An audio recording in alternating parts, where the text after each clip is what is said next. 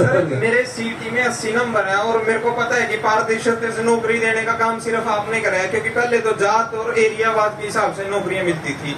Sir मेरा 57 को paper नहीं था, क्योंकि मैं पहले ही सर 4 ग्रुप में कहीं हूँ, तो सर मेरे को 56 का देना था। तो प्लीज सर, तो 41 क्वेश्चन सर वही रिपीट कर दिए और मेरे 83 क्वेश्चन बन रहे हैं सर। और जो बच्चे वो देख गए ना क्वेश्चन, उनके 92 नंबर बन रहे हैं सर। मैं कैसे कम्पीट करूंगा? ना तो मेरे पास 5 नंबर है, तो मेरा तो मौका खोया गया जी। और ये पूरे युवाओं की रौनक क्या जी? ऐसा है? हाँ जी, ऐसा मेरे पास 2-3 इसके आंसर है, फाइनल कोई नहीं है, लेकिन टोटल बताए। बस अपने परिवार के छोटे सदस्य के तौर पे आप आंसर दे दें सर। देखिए 56 का कंपटीशन तो 56 वालों से है। हाँ जी। 57 का कंपटीशन 57 वालों से है, मिला के कोई नहीं देगा। हाँ जी, ठीक है ना?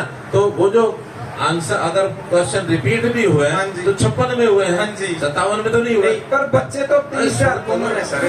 हाँ जी, कॉमन भी हो या ना हो, हाँ जी, उसमें पहली बात तो ये किसी का दोष अगर किसी का हो सकता है तो पेपर सेंटर का हो सकता है। तो सर बच्चों के अरे ऊपर सुन लो, अब मैं सिर्फ पूरी बात सुन लो, और जो मैं बता रहा हूँ वो फाइनल होगा, आपको कुछ बोलने की जरूरत नहीं है। इसलिए वो जो कसूर है तो पेपर सेंटर का है। दे दो माइक, दे दो माइक, दे दो। पेपर सेंटर दोनों पेपरों का अलग अलग था।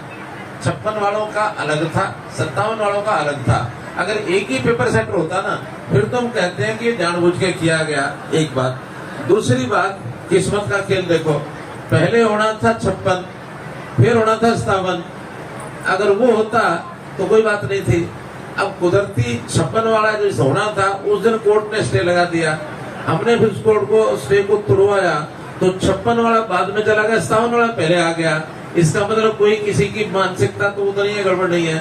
तो सुनिए, तो तीसरा, अब 56-57 वालों में भी जो लोग आगे अगले ग्रुपों में हैं वो भी एग्जाम देंगे, उसकी तैयारी सब कर रहे हैं। ऐसा तो नहीं कि 56-57 के वहां भी आएंगे, कोई इक्का दुक्का आ भी सकते हैं। क्यों? जब अलग अलग एग्जामिनर होता है ना, वो प्रश्न अपने ढंग से पढ़ाता है, कौन कहां से उठा रहा है पता थोड़ी होता है। सिलेबस फिक्स है, उस सिलेबस में जो संभावनाएं हैं वो होती है 500-600 क्वेश्चन की। 500-600 में से 100 एक ने उठाने हैं, 100 एक ने उठाने हैं, वो कहीं 20, 30, 15, 25 आ ही सकते हैं। सुनो 43 भी है तो आ सकते हैं, नहीं आने की संभावना नहीं है। अरे सुनो, अब मैं उसमें बहस नहीं कर रहा, मैं तो आपको तो इसमें से अब कुछ नहीं निकलेगा। अगला विषय, ये सारा विषय कोर्ट में गया हुआ, कोर्ट के अंदर सुनवाई चल रही है।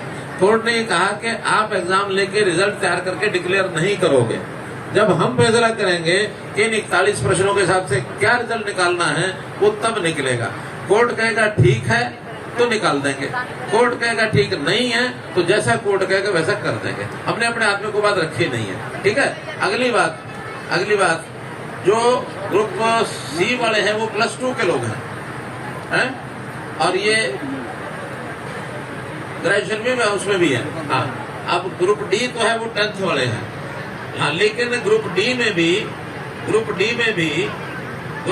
भी सुनो भाई सुनो, मुझे सारा पता है। मैं इसके अलावा करना तो चंडीगढ़ आ जाने, मैं इन लोगों को समझा रहा हूँ, आपको नहीं, आपको सब पता है, मैं इनको बता रहा हूँ। तो ग्रुप डी में भी ये सारे +2 वाले वहां भी जाके बैठने वाले हैं।